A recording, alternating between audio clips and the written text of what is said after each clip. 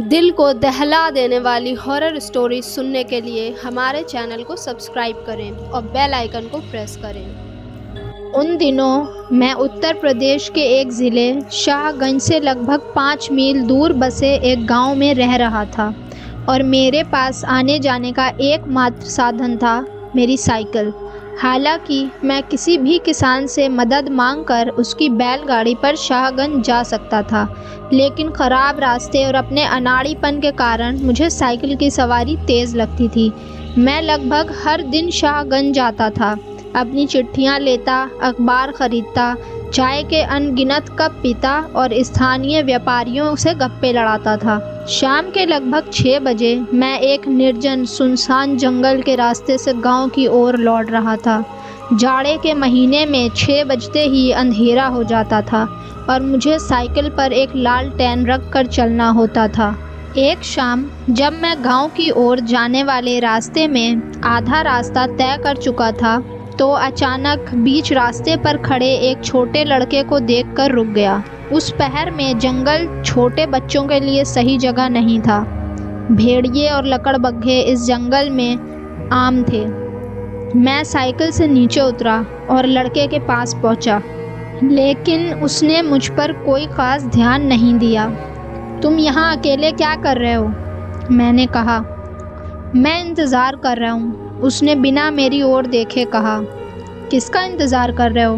अपने माता पिता का? नहीं, मैं अपनी बहन का इंतज़ार कर रहा हूँ। अच्छा, मैंने उसे रास्ते में नहीं देखा, मैंने कहा। वो शायद आगे होगी। अच्छा होगा तुम मेरे साथ चलो, वो तुम्हें रास्ते में मिल जाएगी। लड़के ने सिर हिलाया और चुपचाप साइकिल के आगे बैठ गया। मैं कभी भी उसके नैन नक्श याद नहीं कर पाया। एक तो अंधेरा था, साथ ही उसने अपना चेहरा आगे की ओर कर रखा था। हवा हमारे विपरीत थी और साइकिल चलाते हुए मैं ठंड से कांप रहा था, लेकिन उस लड़के पर ठंड का कोई असर नहीं था।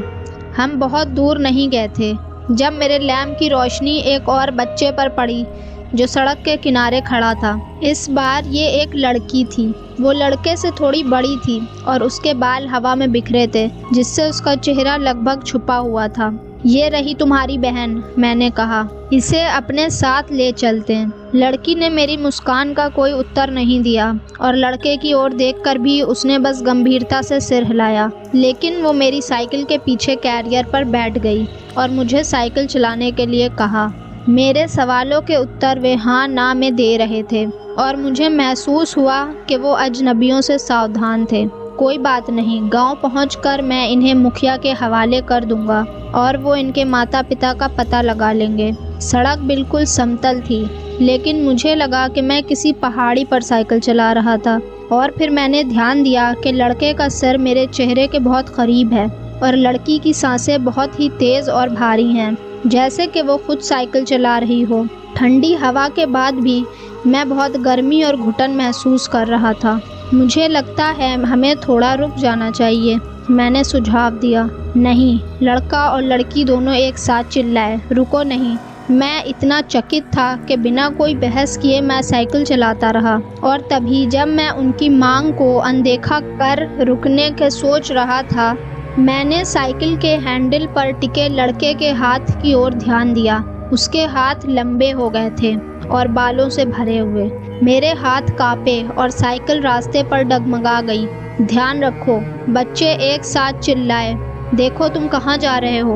उनका स्वर अब धमकी भरा था और उसमें बच्चों वाली कोई बात नहीं थी। मैंने कनखियों से अपने कंधे के ऊपर देखा तो मेरा सबसे भयानक डर साकार हो आया। लड़की का चेहरा विशाल था, उसके पैर काले और बालों से भरे ज़मीन पर घिसट रहे थे। रुको, भयानक बच्चों ने आदेश दिया। नदी के पास रुको।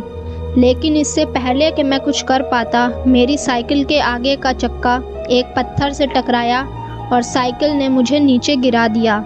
जब मैं धूल से लथपथ था, मैंने किसी कड़ी चीज़ का आघात अपने सिर के पीछे महसूस किया, जैसे कोई खुर हो, और मेरी आंखों के आगे अंधेरा छा गया।